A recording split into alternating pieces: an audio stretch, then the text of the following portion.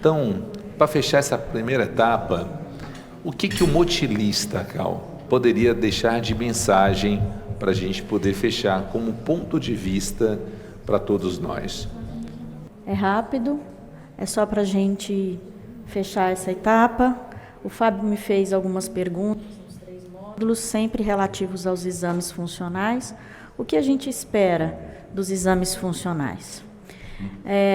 Eu chamo a atenção para essa imagem, a doença do refluxo refratária, fazendo uma analogia, me lembra um pouco essa imagem. Às vezes, a gente não consegue enxergar bem todos os detalhes, tudo aquilo que compõe a imagem, quem faz parte dessa imagem, às vezes é um pouco difícil da gente enxergar bem. A gente sabe e acha que é uma tela do Van Gogh, né? Mas a gente tem alguns detalhes ali que uns iam enxergar, outros não, e a doença do refluxo refratário é assim, né?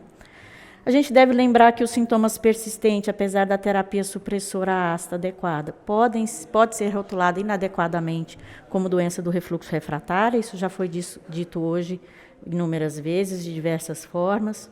Sem os testes confirmatórios para identificar a presença ou a ausência do refluxo patológico, o sobrediagnóstico da doença do refluxo gastroesofágico é bem provável, né? Porque 60% desses pacientes, quando investigados de forma correta, na verdade, efetivamente, não têm doença do refluxo gastroesofágico, isso foi bem enfatizado na aula do professor Barbucci. Então, é interessante que a gente coloque os pontos nos is de forma adequada, porque é o que a gente traz hoje em dia com os novos consensos, com o novo raciocínio sobre a doença do refluxo. Doença do refluxo não comprovada indica que o paciente não tenha sido submetido a testes para definir se tem achados conclusivos da doença do refluxo ou tenha sido submetido e tenha testes negativos.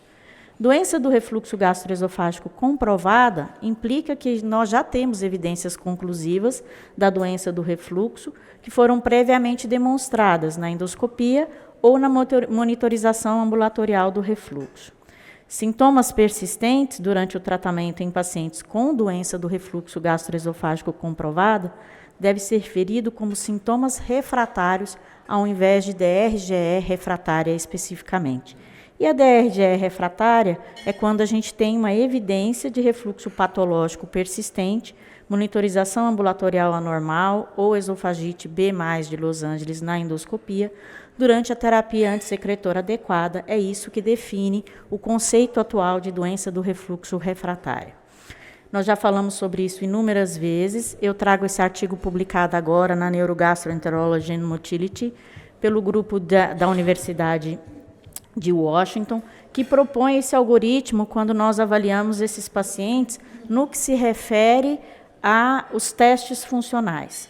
Pacientes com sintomas persistentes que têm doença do refluxo gastroesofágico não comprovada, ele deve ser submetido a uma avaliação diagnóstica com a endoscopia, com a monitorização do refluxo sem medicação e manometria esofágica. Se ele apresenta uma endoscopia normal ou Los Angeles grau A, e a impedância pH-metria normal, esse paciente provavelmente não tem doença do refluxo gastroesofágico. Nós devemos considerar a possibilidade de hipersensibilidade ao refluxo e de pirose funcional.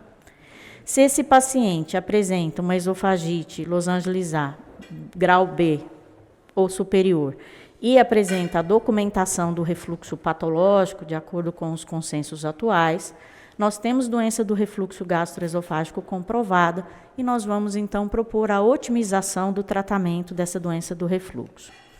Quando nós não temos, o paciente apresenta sintomas persistentes e nós temos já a doença do refluxo gastroesofágico comprovada, da forma como está explícito no lado esquerdo aqui da nossa tela, esse paciente vai para uma avaliação diagnóstica e quando a gente pensa no teste funcional, a impedância e o pH-metria em uso da medicação é a melhor opção que nós temos atualmente. Nós já falamos sobre a possibilidade de não ter a impedância e pH-metria hoje e de realizar a pH-metria numa situação em que a gente não tem a possibilidade de realizar a impedância e pH-metria com as limitações que a gente sabe que tem, que é, na verdade, a única resposta que a pH vai conseguir nos dar nesse momento, que é a inibição ácida, ela está sendo efetiva ou não. Se nós temos, novamente, uma endoscopia normal, um losange A e uma impedância pH-metria normal, nós temos uma doença do refluxo gastroesofágico controlada. A inibição ácida, ela está sendo efetiva. Então, nós devemos considerar a sobreposição com a hipersensibilidade ao refluxo ou a pirose funcional. Se nós temos a evidência de que essa inibição ácida ela não está sendo efetiva, mostrando uma esofagite B+, e um refluxo patológico, mesmo em uso da medicação, nós temos então a comprovação da doença do refluxo gastroesofágico refratária, e aí nós devemos prosseguir na mudança do tratamento, na medicação, ou mesmo na indicação de tratamentos invasivos, como já foi exposto hoje ao longo aí de todo o nosso período agora inicial da manhã. Então, para finalizar, eu queria dizer para vocês que os testes funcionais, eles fazem exatamente isso. Eles conseguem nos ajudar a enxergar melhor o que é cada uma das situações específicas como a doença do refluxo nos apresenta. Também consegue nos mostrar aquilo que parece ser doença do refluxo, mas não é. Ou também dizer para nós, efetivamente, não é doença do refluxo. É isso que eu queria mostrar para vocês. Obrigada, viu?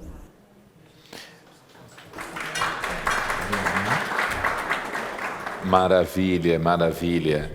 Nós teremos agora um pequeno break de intervalo para as estações que estão nos assistindo como polos de recepção. Para os que estão em casa, que estão tomando o seu café, nós seguiremos com alguns detalhes que são muito importantes para todos vocês.